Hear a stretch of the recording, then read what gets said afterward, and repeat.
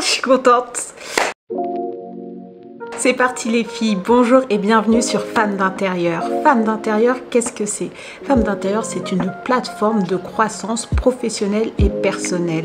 Et qu'est-ce qu'on fait au sein de Femmes d'Intérieur? On apprend à opérer dans sa sphère d'influence avec les règles divines, d'accord? On le fait dans les standards divins sans jamais compromettre nos valeurs. Voilà, je m'appelle Aurélia et je suis la fondatrice de cette plateforme. Alors, on va rentrer dans le vif du sujet, j'ai vraiment plein de choses à vous dire, mais d'abord, je tiens à vous dire que, je parle beaucoup. Donc, pardon, si possible que les vidéos de 10 minutes, ce soit pas mon truc, je ne sais pas encore, mais vous pouvez m'écouter en accéléré, 1.25, 1.5, ça fait trop 1.5, mais 1.25, voilà, vous allez gagner du temps comme ça. Aussi, ce que je voulais dire, c'est que je suis très reconnaissante. Pour moi, c'est un privilège d'être là et de pouvoir vous aider en fait à aller plus loin dans votre chemin de vie, vous aider en fait à comprendre certaines choses que moi j'ai pu comprendre, des fois à la dure, des fois à la sueur de mon front. Mais enfin, l'idée c'est que vous puissiez être épargné de vous casser les dents. Et voilà, on est ensemble, on y va. Avant toute chose, pour commencer, excellente année 2023. Que cette année trouve l'exaucement de toutes tes prières, que tu puisses rattraper tout le temps que tu as perdu ces dernières années, si tel est ton cas. Commençons. Quand on change d'année, c'est vrai qu'on a l'habitude, on en entend beaucoup parler, des résolutions. Avant de commencer à parler des résolutions, moi ce que j'aime bien faire, c'est prendre le temps de m'arrêter et de voir un peu ce qui a été, ce qui n'a pas été dans mon année qui vient de s'écouler. Donc pour nous, c'est l'année 2022. Et ce que j'ai remarqué en fait, bon, moi je le fais à l'aide du Goal Planner. C'est vraiment un outil qui m'aide à atteindre mes objectifs, à travailler sur tous les objectifs, que ce soit à moyen ou à court terme. Et du coup, vous allez voir dedans, moi ce que je vous recommande, c'est vous avez un réel outil. Bon, c'est vous, j'ai écrit, il y a mes choses dedans. Donc vous allez voir, vous allez pouvoir faire le point sur votre année et franchement, avant de commencer sur vos résolutions, c'est super important de savoir en fait ce qui a fonctionné et ce qui n'a pas fonctionné en fait. Vous allez voir, c'est très précis, c'est très pointu. Vous avez vraiment de quoi travailler sur votre année qui vient de s'écouler. Des fois, c'est un travail qu'on trouve fastidieux et quand on n'a pas de guide, on n'a pas de questions, on a un peu la flemme en vérité de le faire. Mais là, vous allez voir, c'est vraiment guidé et on vous explique pourquoi. Par exemple, qu'est-ce que l'année 2022 vous a appris? Et il y a des questions dedans pour vous aider à bien répondre aux questions. Qu'est-ce que vous emportez avec vous dans votre année? Qu'est-ce que vous voulez laisser derrière vous? Quelles sont les connexions qui ont eu du sens? Qui avez-vous soutenu vous-même? Parce qu'il faut soutenir les gens quand même, les filles. On est là, on parle, on rigole et tout. Mais il faut aussi qu'on puisse être des personnes sur qui les gens puissent s'appuyer. Donc c'est important de faire le bilan. Parce que des fois, on aime bien regarder au manquement des autres, mais sans pour autant se rendre compte que nous-mêmes, on n'a pas forcément été au rendez-vous, on n'a pas forcément été une bénédiction pour les autres, on n'a pas forcément été là où Dieu nous attendait en fait. Donc du coup, prendre vraiment le temps de bien regarder où on en est pour mieux sauter, reculer pour mieux sauter. Bon, c'est pas vraiment reculer, mais on fait une introspection en fait.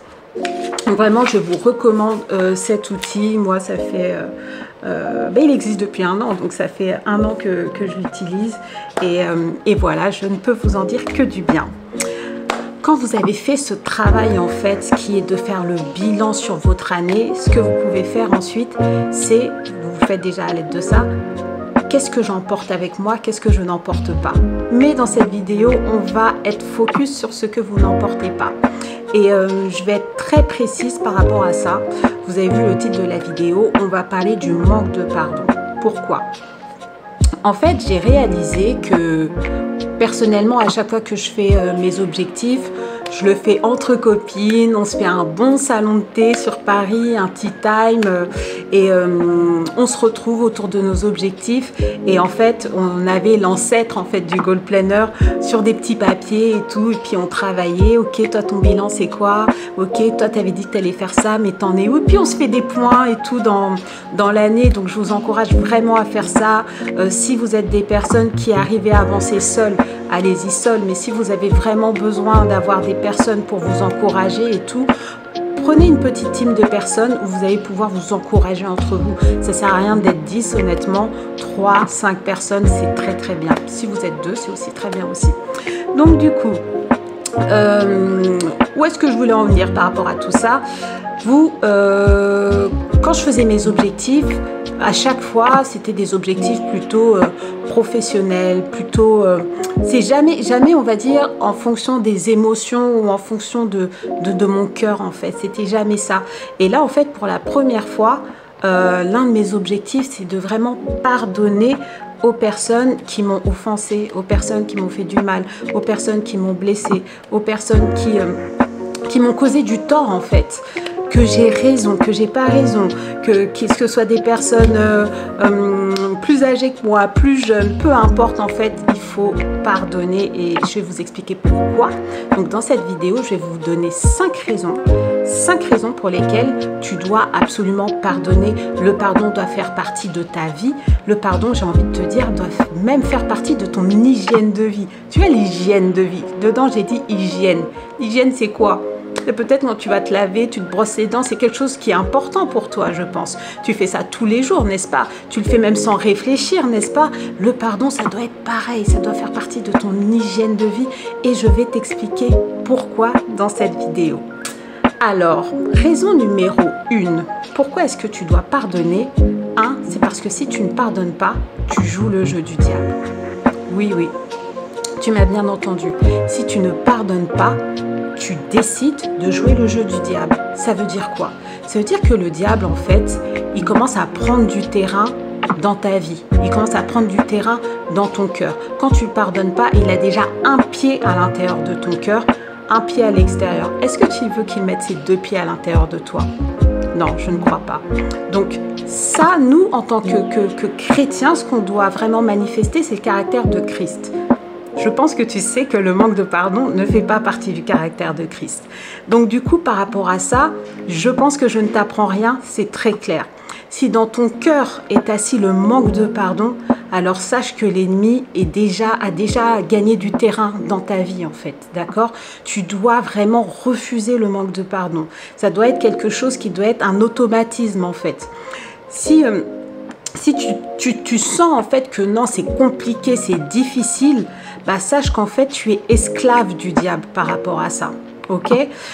Le truc c'est quoi? C'est que quand j'ai commencé à parler du manque de pardon et pourquoi en fait j'en parlais, c'est que je vivais moi-même une situation vraiment délicate, une situation personnelle qui plutôt professionnelle mais du coup qui touchait au personnel, où bah, on m'avait manqué de respect, on m'avait causé du tort, j'avais été lésée, mais vraiment une situation d'injustice en fait. Donc du coup par rapport à ça, je m'en rendais pas compte en fait, mais c'était une situation qui me tenait à cœur. Et même là, quand je vous dis ça, tenir à cœur, vous voyez, c'est que mon cœur était tenu par une situation et c'est très très grave. Mon cœur, il doit être libre de ça en fait. Donc du coup, même quand je réfléchissais à ça, j'ai réalisé que non, mais en fait, je dois pardonner ces personnes. Je dois les pardonner en fait. Peu importe ce qu'elles ont fait, même si elles ont tort, même si voilà. Ce que je vais faire, c'est vraiment les bénir, d'accord? C'est que je ne veux pas être dans une situation où, même des années plus tard, mon cœur, il est toujours noir, en fait, par rapport à ça, vous voyez?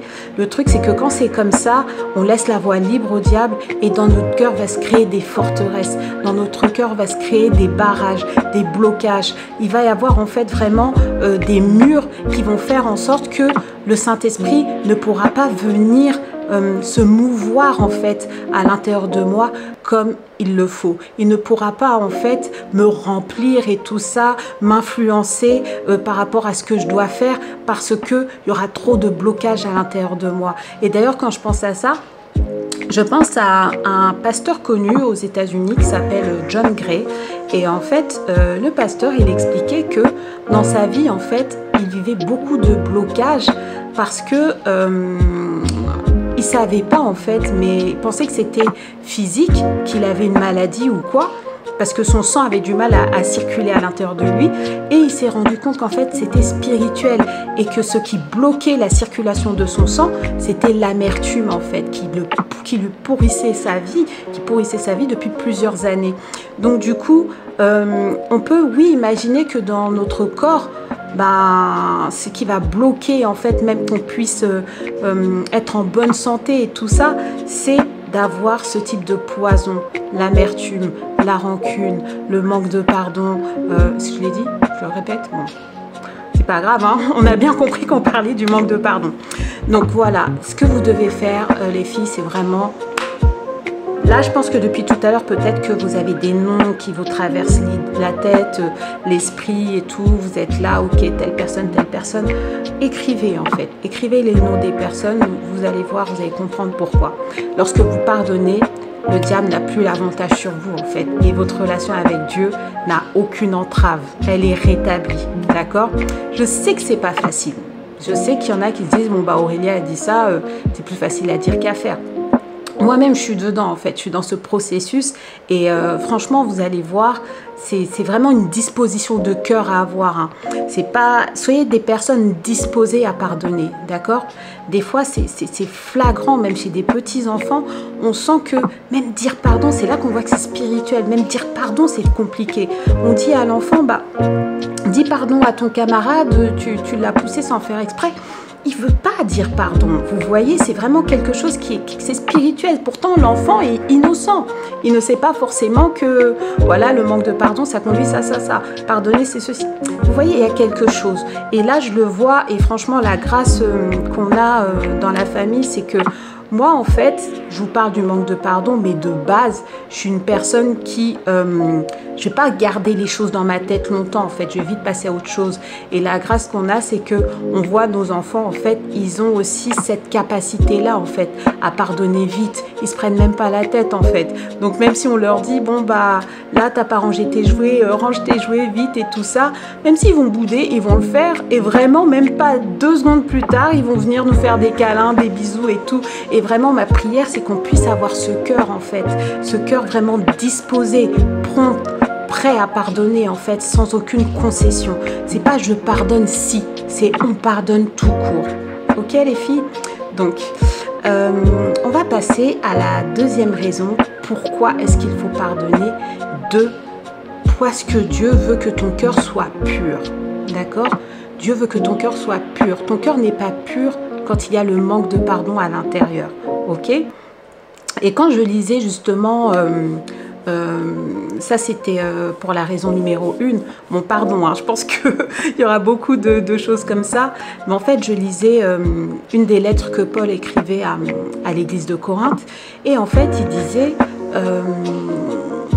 si vous ne pardonnez pas, vous donnez l'avantage à Satan. Moi, je me disais, moi, je ne veux pas donner l'avantage à Satan, moi. Moi, je veux que l'avantage, en fait, soit donné à Christ. Je veux être rempli du Saint-Esprit, en fait, vous voyez? Et c'est super important. C'est pour ça que souvent, il y a des chansons aussi. Les chansons, quand vous chantez, vous voyez, quand les louanges et les adorations, souvent, il y a vraiment dans les paroles des choses très deep, hein. Souvent, on est là à l'église, on voit là, il y a le chant qui est là, donc on chante, on est vraiment dans l'ambiance. Mais je ne sais plus quel pasteur disait, mais quand on est à l'église, là, comme ça, autant de louanges et d'adoration, c'est pas karaoké, hein. C'est pas les paroles sont là, juste tu répètes et tout. Non. Il y a quelque chose qui se crée et dans les paroles, en fait, il y a une réelle volonté. Il y a des choses qui sont très deep, qui sont très spirituelles, qui sont bibliques, en fait. Et c'est pour ça que dans certaines, il y a plein de chansons plus... Est-ce que je chante? Bon, je voulais comprendre. Purifie mon cœur. Vous connaissez cette chanson? Il y a aussi une autre chanson qui dit remplis-moi. On dit remplis-moi, Seigneur. Parce qu'on veut être rempli du Saint-Esprit. D'accord? On veut que tout ce qu'il y a à l'intérieur de nous qui n'est pas de Dieu puisse sortir, en fait. Vous voyez? Rempli, qu'on ait le cœur pur. Et en fait, la parole de Dieu, elle dit heureux ceux qui ont le cœur pur, car ils verront Dieu. Waouh! Heureux ceux qui... Même moi là, ça me donne de smile. Heureux ceux qui ont un cœur pur, car ils verront Dieu, en fait. c'est énorme, c'est génial. Donc en fait, par rapport à ça, si vous voyez que votre cœur, par rapport à une situation, vous voyez quelqu'un sur Instagram, elle, nanana, lui, il m'a même pas dit bonjour dimanche, nanana. En fait, même si c'est des petites choses, petit à petit, en fait, ça commence à faire quelque chose d'énorme, ok? Donc, il faut vraiment que votre cœur soit libre, parce que là, votre cœur, il n'est pas léger, en fait. Vous avez le cœur lourd. Même le cœur lourd, c'est une expression. Quelqu'un qui dit « j'ai le cœur lourd », c'est quelque chose de mauvais, en fait. Il y a ça, plus ça, plus ça, plus ça, plus ça, plus ça, plus ça. Comment vous pouvez réussir? Comment vous pouvez vivre comme ça? C'est pas possible. Donc, c'est vraiment... Voilà, telle personne, je la libère. Telle personne, je la libère de mon cœur, je la libère, je la libère, je la libère. En fait, vous allez vous rendre compte, c'est vous-même que vous êtes en train de libérer de cette prison qui est le manque de pardon. Continuons. L'état de votre cœur, en fait, il va refléter qui vous êtes. Si vous ne pardonnez pas, des fois, vous voyez même des personnes, on dirait elles sont comme aigries, on dirait même que, on sent qu'il y a quelque chose, même quand vous leur parlez, elles vont peut-être mal parler, elles vont mal répondre, visage fermé et tout. Et on sent que dans le cœur, il y a des choses, vous voyez ou pas?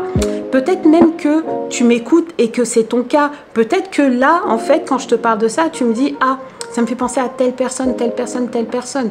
Franchement, dans nos objectifs de l'année, franchement, ne commençons pas le mois de février avec de la rancœur, avec de l'amertume, avec vraiment des choses mauvaises pour les autres, mais aussi pour nous, en fait, dans le cœur.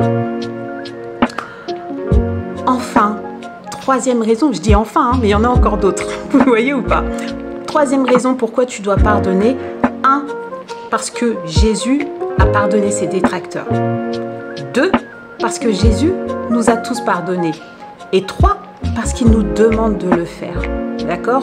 Souvent, je pense à ça, je me dis, mais Jésus, après tout ce qu'on lui a fait sur la croix et tout, même sur le chemin pour aller à la croix, d'accord? Tout ce qu'on lui a affligé sur la croix, qu'est-ce qu'il dit? Déjà, lui-même, il avait pardonné, parce que si tu dis ça, c'est que toi-même, tu as pardonné.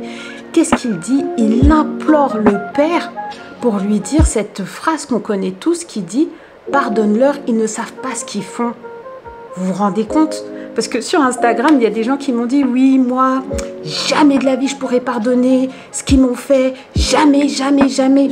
Mais est-ce qu'on t'a fait ce qu'on a fait à Jésus? Parce que Jésus, en fait, nous devons être des imitatrices de Christ, ok? Lui, ce qu'il a fait, en fait, il a pardonné et il a demandé, en fait, au Père de demander pardon. Donc, je ne crois pas que ce qu'on a vécu, c'est pire que ce que lui, il a vécu. Même si c'est pire, on doit pardonner, en fait. Vous voyez ou pas?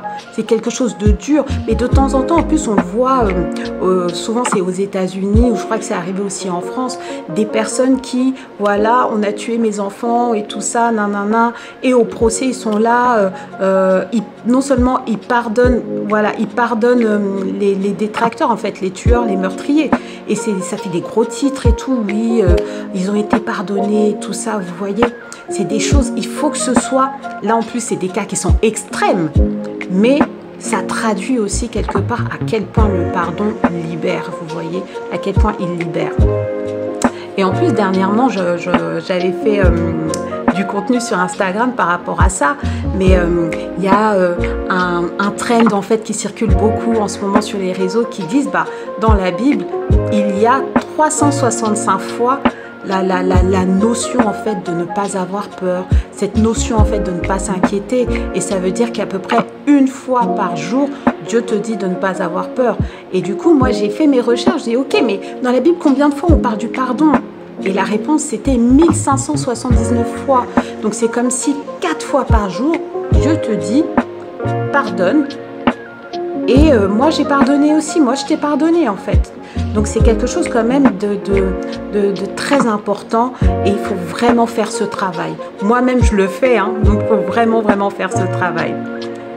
Quatrième raison pour laquelle tu dois pardonner, c'est que si tu ne pardonnes pas, ton ciel est fermé. Alors peut-être que ça ne vous parle pas trop quand je dis ça, je reviendrai là-dessus sur d'autres vidéos, mais le ciel fermé c'est quoi?